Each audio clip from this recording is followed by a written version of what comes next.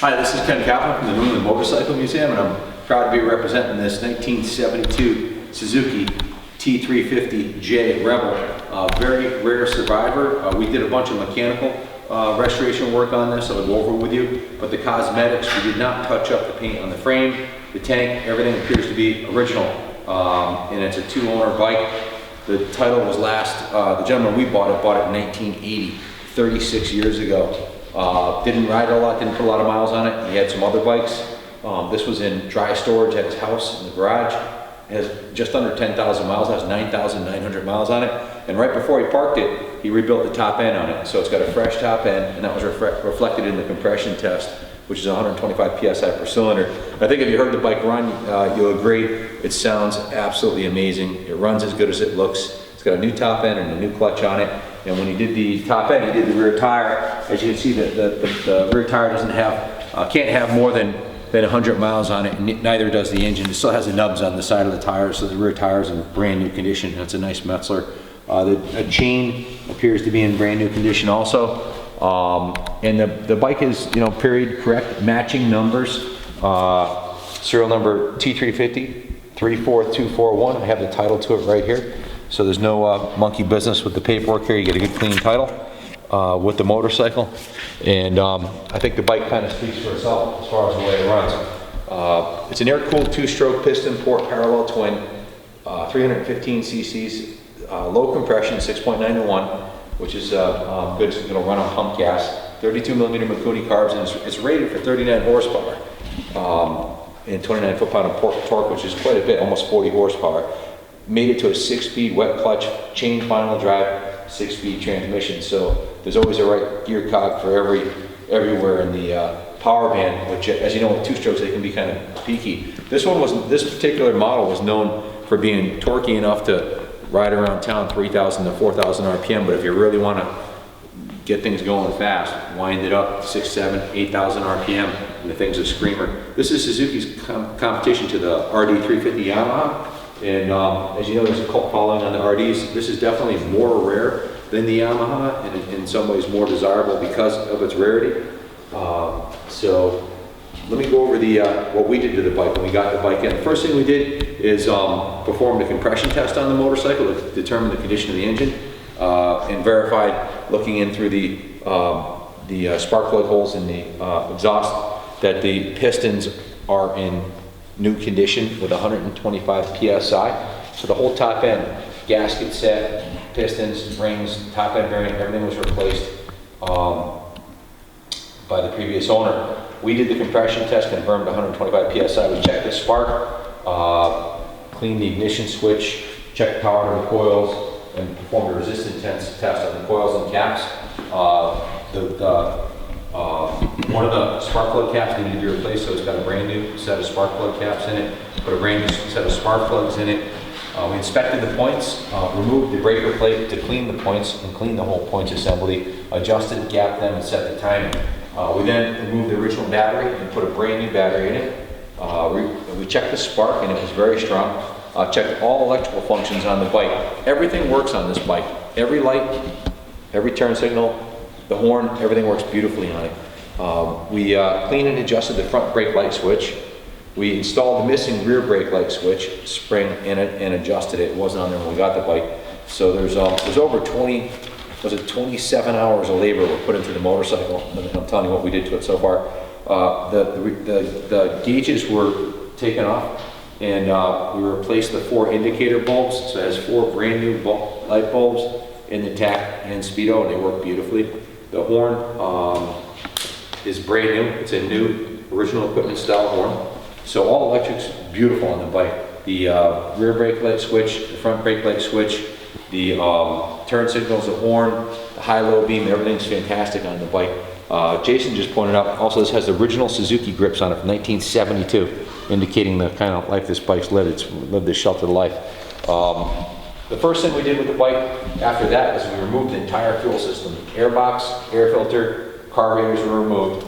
The carbs are completely dismantled right down to the last nut and bolt, and run through the ultrasonic tank for cleaning, and also manually cleaned.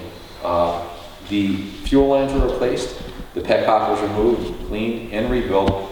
and we cleaned the fuel cap and the gasket. The gas tank itself had a lot of dry gas in there. It had been sitting for a while, so we use a product called Metal Rescue. It's a 24-hour process where you fill the tank with Metal Rescue and shake it up, clean it out, and it gets rid of all the rust and any old fuel, so the inside of the tank is clean beautifully. I will note here that there is an issue with the gas tank. There's a pinhole in the upper rear part of the tank, which could be repaired various ways, but we didn't want to mess with the original integrity of the bike, so we're not messing with the tank. There is a slight pinhole. It will run with maybe a gallon of gas in there without any leaking at all, which is what we did for the test ride. So then we added new fuel with stable on it, of course below the level of the pinholes. We adjusted the oil pump and checked the injection oil output. The air filter and air box were cleaned and serviced and reinstalled. So the whole fuel system has been completely serviced, top to bottom, front to back, both carbs, everything's synchronized beautifully. We then changed the gear oil, checked the tire pressures, front and rear, adjusted those, adjusted the front and rear brake plate, and then we took the clutch cable off and pressure lubed it. We also lubricated the drive chain, and we installed a brand new set of mirrors on it because it didn't have the mirrors.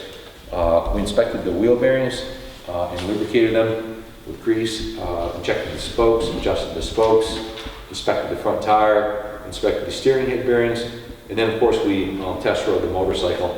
A couple of guys here test rode it, and it runs beautifully. We checked the charging system output, everything's good. Then the bike went to our full steam clean, wash, wax, polish, and get it ready for prime time here, which is where you see it right now. And one of the things Jason, who's our sales manager, is a real stickler about, we argue about this all the time, but he doesn't like to touch up motorcycles at all. He wants them original. I personally would have touched up the frame because it has the original patina on it, but he thinks that the collectors like them like this more, so we're leaving it like this. If you want the frame painted, we can do the frame here for about 4 hours labor. So if you want the frame done, we can do it. If you want to take it as is, you can. The chrome on the bike, I think, is pretty remarkable for the rear, especially the rear tail light looks really good. The tail light lens, which is a really unique piece, the turn signal lenses all look great. Obviously, it's a two-stroke, it's a wheelie machine. Somebody must have 12 o'clocked it because there's looks to me like they scraped the rear fender. Either that or someone backed into it with a lawnmower or something. So there's a little bit of damage on the rear fender. Here I'd like to point out the rims, the chrome on the rims is great. The rear tire looks brand new.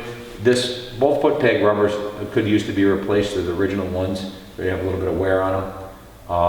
Pipes are in great shape, no rust holes in the pipe. No leaking of oil or fuel anywhere on the engine. The engine's in excellent condition.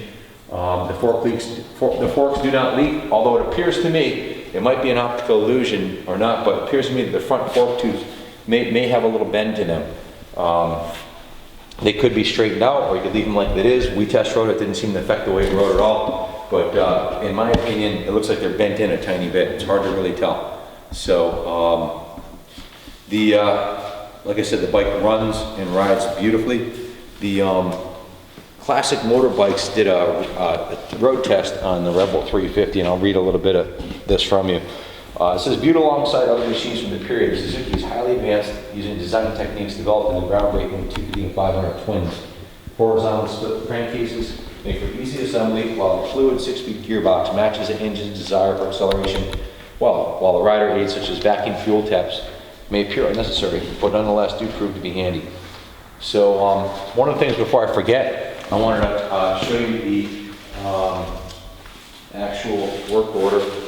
Or let me see if I can find it. Here it is. Yeah, I'll read it to you. There's 27.5 hours. We charge $100 an hour. So there's between parts and labor, there was $2,862 invested into the bike. Plus tax, it was $3,043.60. So if you bought your bike in here and said, listen guys, I want you to completely resurrect my machine, it's been sitting for a while, front to back, everything we did with parts, it's $3,043. So quite a bit of work was put into the bike, and the previous owner had already done the engine, so you're getting a pretty fantastic machine here. Address the gas tank issue, and you're pretty much ready to rip. If you want to take the forks out and have them straightened, you can do that. Like I said, I don't think it affects the way it rides at all, and I'm not positive, but they look to me like they're a little bit off. So The bike has a center stand for changing the rear tire or for cleaning, and it's pretty much just a beautiful survivor. It runs fantastic. If you have any questions about the bike, give us a call, 860-454-7024.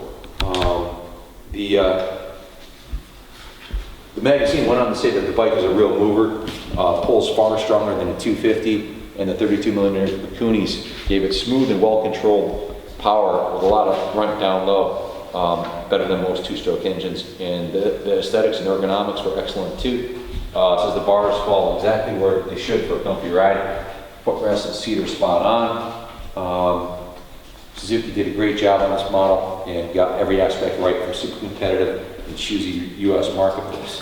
And this was the start of the two-stroke emerging as a serious street motorcycle. So just a fantastic bike. If you've been watching the auction results of two-strokes, the two-strokes are going through the roof. These things are really going up in value. So if you want an investment that's going to outpace the stock market, you can't go wrong with an antique motorcycle.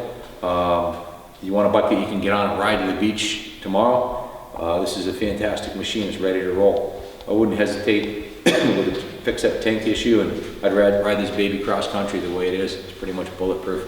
If you have any questions, give us a call. You want to come take a look at it. We're here 6 days a week. Good luck bidding on the bike. Again, remember, we put $3,000 worth of labor and parts in on this bike. If you bought a bike in, that's what we would charge. So bid accordingly, and hope it goes to a good home. Good luck bidding on it. God bless.